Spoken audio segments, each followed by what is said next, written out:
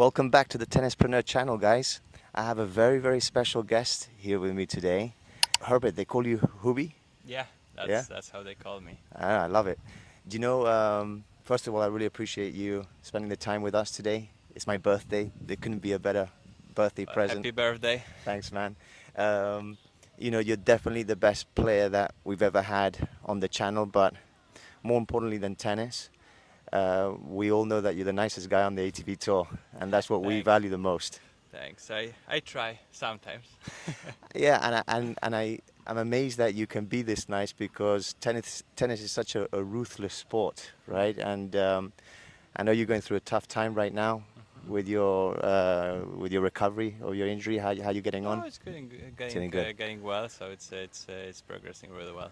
Yeah, I watched you win the Miami Open in 2021. I was there the whole tournament, so you're a great player. It's beautiful to watch you play Thanks. and your personality on the court. Hui, so I have a few questions. Okay, go for it. Okay, the first question, which I think is really interesting and I think is going to surprise a lot of people. When you were healthy, okay, Mhm. let's Yeah. say last year, Mhm. how many days a year Mhm. did you feel at your best when you were out there competing, not practicing, not training, specifically a tournament, pressure situation, environment? How many days a year would you say that when you go out there, everything is perfect? Oh, very rarely. Like there may be like 2 matches a year. Did you hear that, guys? Yeah, it's not a lot.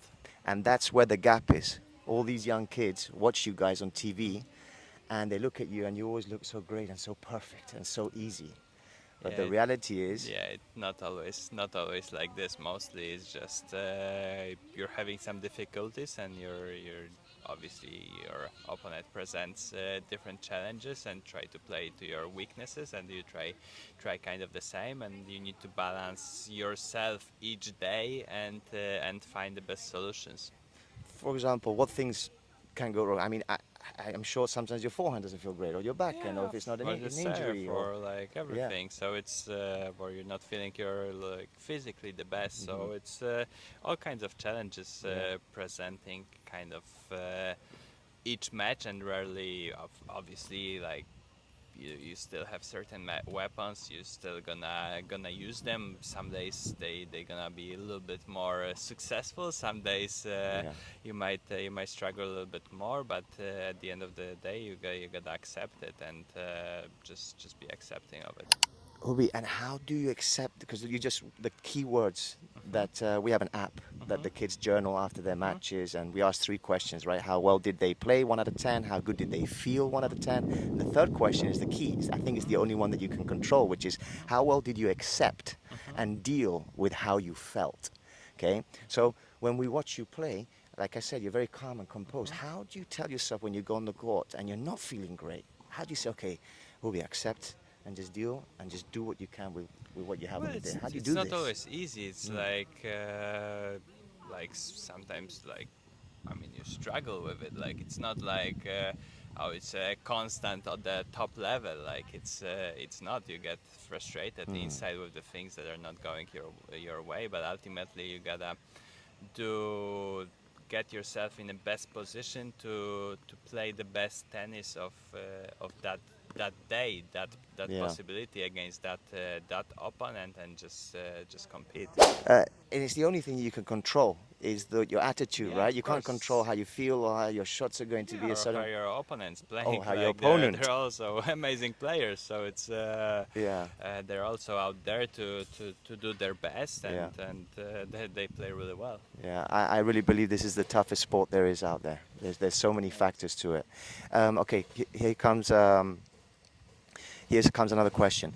Um, do you consider that you were born a natural individual competitor?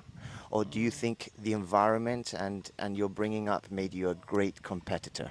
Well, I definitely was competitive since I was like a kid, since literally I was like 2 years old. So, so I think I got something in me, and then just I just love competing since I was a kid, just playing cards when I was like 2 years old against my parents. Like had probably difficulties accepting the losses, was crying at that back then. So and then obviously the environment, I was kind of striving and always enjoying it, always loving the challenges.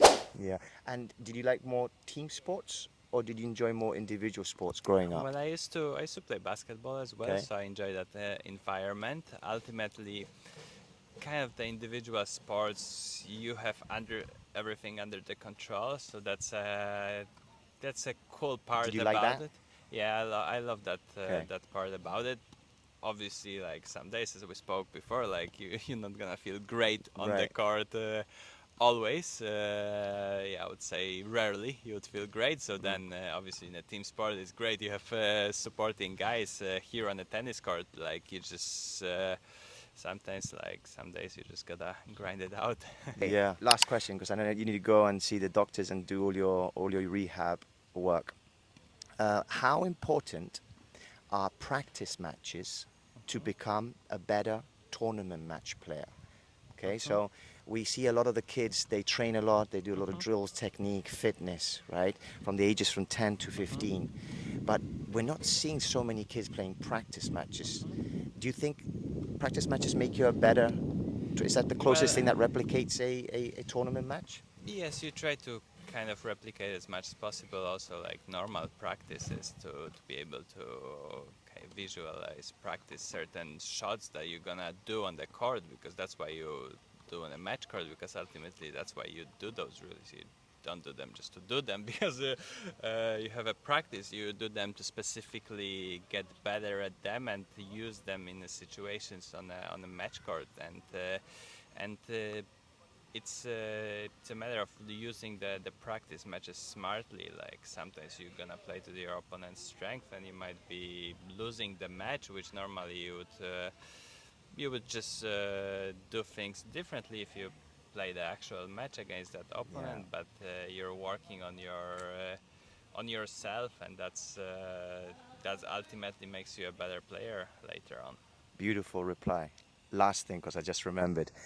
Journaling. Did you ever journal after your matches? I mean, did your coaches always watch you play your tournament matches, or were there sometimes your parents would take you and your coaches couldn't watch you compete? Did you journal? Did you Was write things down, how you felt, or how did you? I mean, definitely, I was going through like so many different processes, like Right. from journaling a lot to not journaling. But I think it's really important to analyze, like, and then to have a know what was going right, what you did well, like know, okay, what can the areas of improvement, what can still get better, and just constantly try to evolve and then apply it to the practice court, apply it like outside of the court, to think about those things, and just keep improving all the time. Amazing.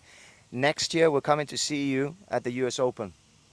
I know, Perfect. I know it must be tough to, this week, seeing all your rivals there, but we know that next year you're going to be there Yeah, and you're going to be I'll be healthy. there. All right, man? I'll be Okay, there. thanks so much for joining the Thank channel. you. Don't forget Thanks. to subscribe and like. Bye.